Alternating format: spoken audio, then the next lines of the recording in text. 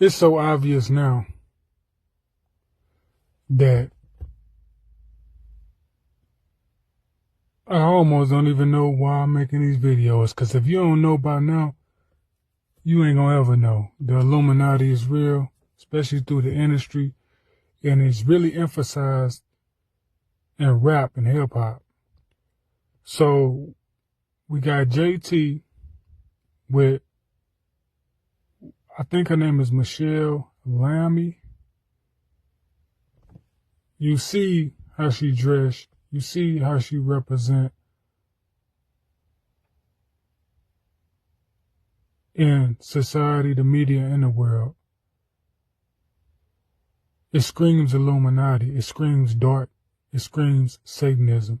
You see what her clothing line is about. You see that she associated with not only JT now from the City Girls, but so many other celebrities and specifically rap artists and black singers and whatnot. Rihanna. Goddamn Kanye West and the Kardashians. You name it.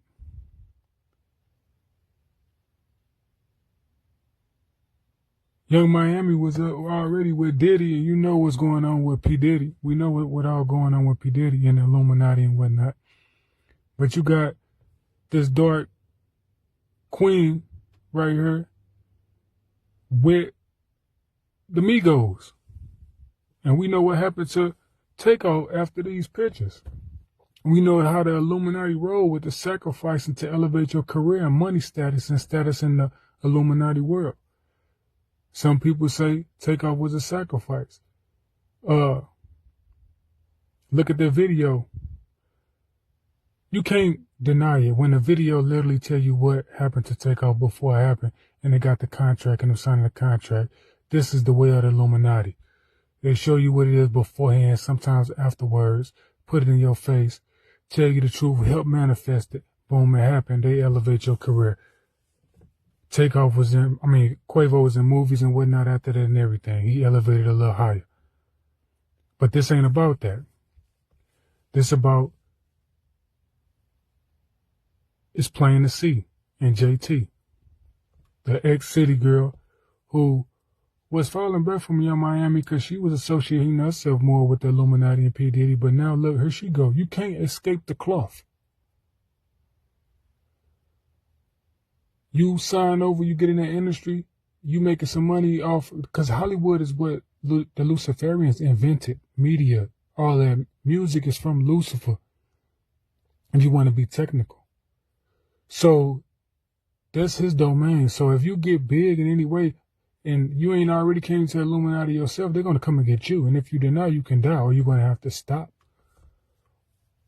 Or they're going to blackmail you or use something against you to get you to submit. So long story short, here go JT. But let's think about this, man, because it's bigger than JT. It's bigger than all these artists combined. It's a big-ass system that's going on, designed by the Illuminati and Lucifer. So check this out. You got hip-hop. I feel like hip-hop never started with black people. I feel like there was an Illuminati agenda from the beginning, because check this out. Yeah, hip-hop was all about partying and consciousness at first.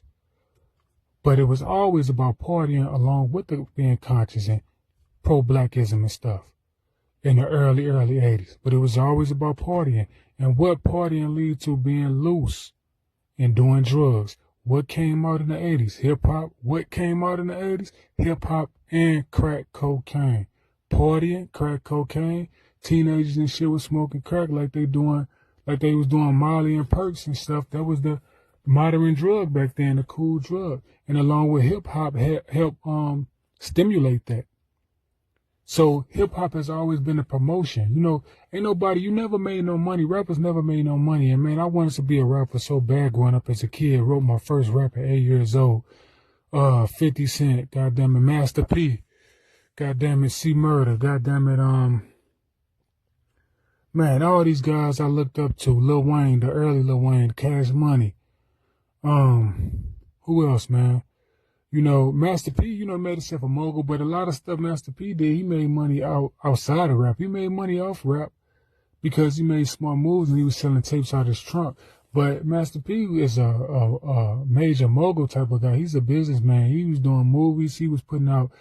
He was one of the first ones with the rap snacks, and he had his own noodles, and he always had his own clothes. He had his own rims out before all this stuff. So he was always making money in multiple different ways. And you see now he's like in between politics and real estate in New Orleans. But not to get too far off topic, we're talking about this rap stuff, man. Check this out. The next thing rap was about after they made the money off the crack, using the rap as hip hop as promotion for the party and the drug use, because look, the early 80s hip hop, they mimicked the drug dealers, the gold ropes and shit like that with Run DMC and LL Cool J. They got that from the drug dealers. The drug dealers was the superstars, the people who selling the poison. They was promoting the poison. The poison was promoted by the radical government and enhanced and promoted by hip hop. And what they moved over to after the crack era started dying down, they moved over to the just pure gangsterism with the NWA. They started selling gangsterism, just being a hardcore killing motherfucking nigga. Niggas with attitude. And around that time, you find out that the record labels is in cahoots. Well, not even cahoots. They own private prisons. So they are giving you this music and telling their artists to push this music of killing, robbing, and stealing NWA, this gangster music, and the young minds getting affected by that, and they commit crimes and they going to prison. So rap, when it comes to the 90s and the NWA and the gangster rap, that wasn't nothing but promotion for prisons, selling you to make you a customer. They make money off you when you go into the prison. You a customer. You a product. You property of the state. And that was designed and it helped and influenced through hip hop. What came after that? You got the fashion. Now, rappers promoting fashion in the late 90s, early 2000s. You got rappers coming out with their own clothing line. You got P. Diddy with Sean John. You got Aaliyah rocking Hilfiger, and a lot of other rappers and singers and stuff that was popular was messing with Hilfiger and Adidas and stuff like that. Rap wasn't used for nothing during that time was to promote clothing, fashion. And that's when, see, you only make money off your shows. So when you rapping then and now, and sometimes you don't even make money off your shows because your 360 deal might be taking some of that too. But that's why fashion became a big part with rap, because there was a way for the artists to eat, and there was a way for the fashion labels to, the fashion companies to eat too. And that goes all the way back to this Michelle Lamy, this dark queen with her dark clothing line, and using these rappers and using magic and ritual and sacrifices within that to enhance that. But what came after the late 90s and early 2000s fashion? Pushing product again. You go to the Beats by Dre. The companies might pay an artist or a label to have their artists put these Beats by Dre, put this pill, the pill that they was, selling, the speaker. They in all the rap videos and shit and R&B videos and whatnot. Well, R&B was dead then when the pill came out, but you know what I mean. Product. They had them selling Sprite. The rappers were selling Sprite. And then they started selling homosexuality. With the Young Thug, he kicked it off when he was on stage with that dress.